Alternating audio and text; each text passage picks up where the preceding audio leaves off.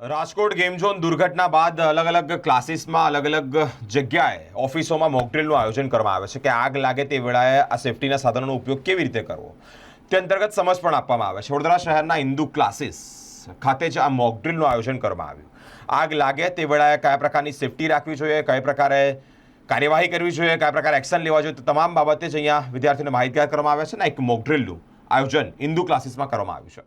રાજકોટ અગ્નિકાંડ બાદ રાજ્ય સરકારે તમામ સ્કૂલ, ક્લાસીસ, હોટલ તેમજ ઓફિસોમાં સાધનો અવશ્ય હોવા જોઈએ તેવા આદેશ આપ્યા છે। ફાયર વિભાગ દ્વારા આવી સતર્કતા વાપરવામાં આવી રહી છે। આજે હિન્દુ ક્લાસીસ ખાતે એક મોકડ્રીલનું આયોજન કરવામાં આવ્યું। ભવિષ્યમાં કોઈક મોટી ઘટના ન સર્જાય તેમજ ઘટના સર્જાય તો તેના પર કાબૂ જલ્દી કેવી રીતે મેળવી શકાય તે અંતર્ગત આ તમામ માહિતી આપવામાં આવી છે। CPR ટ્રેનિંગને લઈને જ તમામ ઇમરજન્સી સેવાઓ અંગેની જાણકારી આપવામાં આવી છે। હિન્દુ ક્લાસીસના હિમેશરે જણાવ્યું હતું કે ભવિષ્યમાં કોઈ પણ ઘટના ન થાય તે માટે જ શિક્ષક, સ્ટાફ અને વિદ્યાર્થીઓનો જીવ કેવી રીતે બચે તે બાબતે જ પ્રાથમિક જવાબદારીને લઈને એક મોકડ્રીલનું આયોજન કરવામાં આવ્યું છે।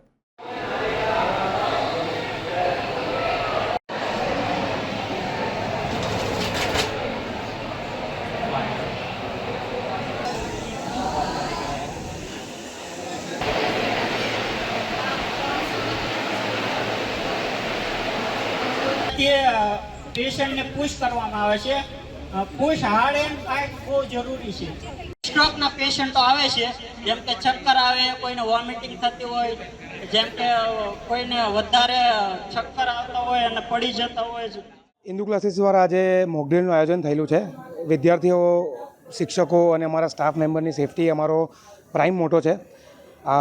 સરકારે સારા એવા ધારાધોરણો બનાવ્યા છે અને નાગરિક તરીકે અમારી ફરજ છે કે અમે ધારાધોરણોનું પાલન સારી રીતે કરીએ અને બસ એ કાયદાને આદર કરવા માટે બાળકોને એવું ખબર પડે કે ડિઝાસ્ટર રિકવરી કેવી રીતે થાય છે, ડિઝાસ્ટર રિકવરીની સ્ટ્રેટેજી શું હોય છે। આજે અમે અમારી પોતાની ક્લાસની દરેક બ્રાન્ચની ડિઝાસ્ટર રિકવરી ટીમનું પણ આયોજન કર્યું છે કે ભાઈ દરેક કોઈ પણ ભગવાન ના કરે ને ક્યારેક કોઈ વખત એવું બની જાય કે કોઈ ઇન્સિડન્સ બની ગયો તો સેફટી માટે શું પ્રોટોકોલ્સ હશે, સેફટી માટેના શું ઇક્વિપમેન્ટ્સ હશે, કોણ એનું ઇનિશિયેટિવ લેશે, કોણ લીડરશિપ લેશે, કેવી રીતે આખો પ્લાન એક્ઝિક્યુટ કરશું, એના માટેના ટ્રાય કર્યા છે। ભગવાનને પ્રાર્થના તો એવી જ કે ક્યારે પણ એવી ઘટના ના બને, પણ ગુજરાતીમાં કહેવત છે જાગતો નર સદા સુખી, ચેતતો નર સદા સુખી। તો બસ એ વસ્તુને ધ્યાનમાં રાખીને આપણે પ્રિકોશનરી મેઝરના ભાગરૂપે મોકડ્રીલનું આયોજન કર્યું છે। કેવી રીતે એક્ઝિટ થવાનું, કયા ઇક્વિપમેન્ટ્સનો ઉપયોગ કરવાનો, આ બધી વસ્તુનું ધ્યાન રાખીએ છીએ। સાથે સાથે 108 એમ્બ્યુલન્સ પણ આવી છે, એટલે ફર્સ્ટ ટાઈમ એ લોકોને મેડિકલ આસિસ્ટન્સ શું મળશે ઇનિશિયલ હવે કોઈ ડિઝાસ્ટર થાય છે તો એમાં CPR કેવી રીતે આપવાનું, ત્યાંથી લઈને બધી જ વસ્તુઓ શીખવાડવામાં, સમજાવવામાં આવી રહી છે। કેટલા બાળકો એમાં? લગભગ આજે 200 ઉપર બાળકો છે કે જે લોકો આ મોકડ્રીલનો લાભ લઈ રહ્યા છે। ખાસ કરીને હિન્દુ ક્લાસીસ માટે અને બાળકો માટે કેટલું મહત્વનું છે?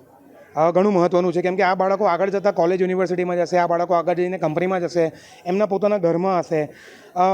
કોઈપણ પ્રકારની આ ઘટના ઘટે એ કોઈને હાથમાં નથી હોતું।